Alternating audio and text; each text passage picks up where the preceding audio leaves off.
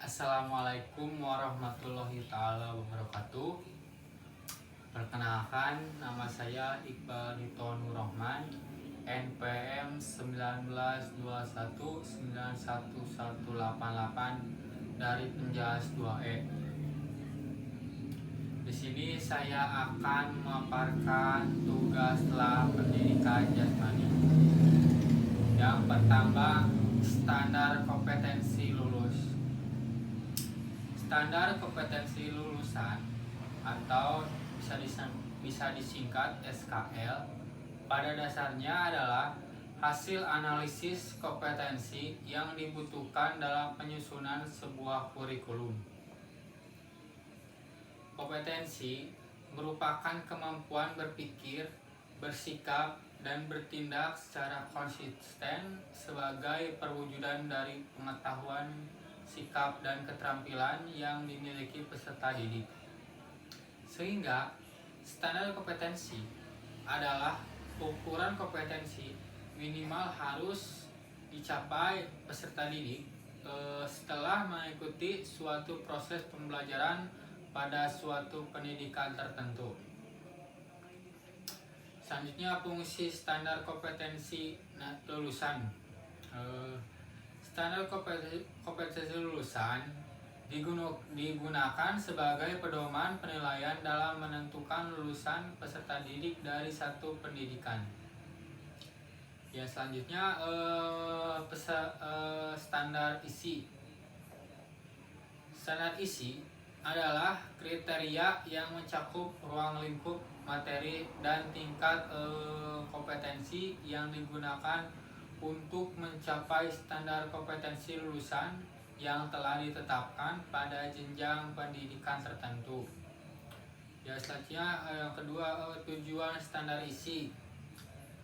Standar isi ini bertujuan untuk meningkatkan kualitas pendidikan melalui perkembangan potensi peserta didik yang sejalan dengan perkembangan ilmu pengetahuan, kemajuan teknologi, seni, dan budaya, sehingga diharapkan bisa mencapai tujuan pendidikan nasional. Yang ketiga, manfaat standar isi. Sebagai salah satu bagian dari standar pendidikan nasional, manfaat standar isi ini adalah memudahkan mengembangkan kurikulum untuk merumuskan kurikulum yang sesuai di tiap jenjang pendidikan. Yang ketiga, standar proses. Standar proses pendidikan adalah standar nasional pendidikan yang berkaitan dengan pelaksanaan pembelajaran pada suatu pendidikan untuk mencapai standar kompetensi lulusan, perkembangan fisik dan psikologis, serta lingkungan peserta didik. Komponen RPP adalah yang pertama, identitas mata pelajaran. Identitas meliputi satuan pendidikan, kelas, semester, program, keahlian, mata pelajaran atau tema pelajaran, jumlah pertemuan. Yang kedua, standar kompetensi merupakan kualitas kemampuan minimal peserta didik yang menggambarkan penguasaan, pengetahuan, sikap, dan keterampilan yang diharapkan dicapai pada setiap kelas dan atau semester pada suatu mata pelajaran. Yang selanjutnya, kompetensi dasar ialah sejumlah kemampuan yang harus dikuasai peserta didik dalam mata pelajaran tertentu sebagai rujukan penyusunan indikator komponen dalam suatu pelajaran. Yang kelima, indikator pencapaian kompetensi. Indikator kompetensi adalah perilaku yang dapat diukur dan atau diobservasikan untuk menunjukkan tercapaian kompetensi dasar tertentu yang menjadi acuan penilaian mata pelajaran. Indikator pencapaian kompetensi dirumuskan dengan menggunakan kata kerja operasional yang dapat diamati dan diukur, yang mencakup pengetahuan, sikap, dan keterampilan.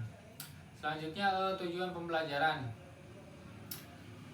Menggambarkan proses dan hasil belajar yang diharapkan dicapai oleh peserta didik sesuai dengan kompetensi dasar. Selanjutnya, materi ajar.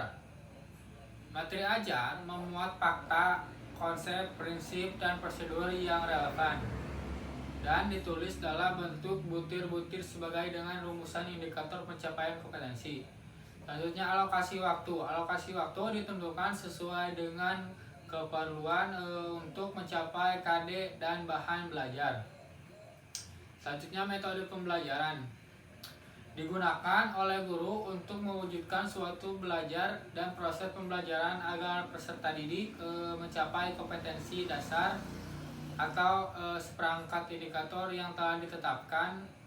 Pemilihan metode pembelajaran disesuaikan dengan situasi dan kondisi peserta didik serta karakteristik dari setiap indikator dan kompetensi yang hendak dicapai pada setiap mata pelajaran pendekatan atau pembelajaran tematik digunakan untuk peserta didik kelas 1 sampai kelas 3 SD atau MI. Selanjutnya dasar penilaian pengembangan kurikulum. Standar penilaian pendidikan pada pendidikan dasar dan menengah harus mengacu pada Peraturan Materi Pendidikan dan Kebudayaan nomor 23 tahun 2016 tentang standar penilaian pendidikan. Kesimpulannya adalah standar kompetensi lulusan mencakup standar kompetensi lulusan satuan pendidikan atau bisa disingkat SKL atau sampai SP.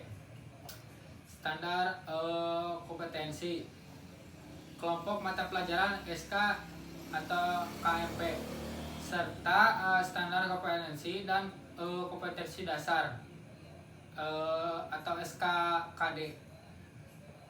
Standar kompetensi lulusan satuan pendidikan adalah kualifikasi kemampuan lulusan yang mencakup pengetahuan, keterampilan, dan sikap yang digunakan sebagai pedoman penilaian dalam menentukan kelulusan peserta didik dari suatu pendidikan tertentu. Sekian dari saya. Mohon maaf bila ada kesalahan dalam perkataan. Wabillahi taufiq wal hidayah. Wassalamualaikum warahmatullahi wabarakatuh.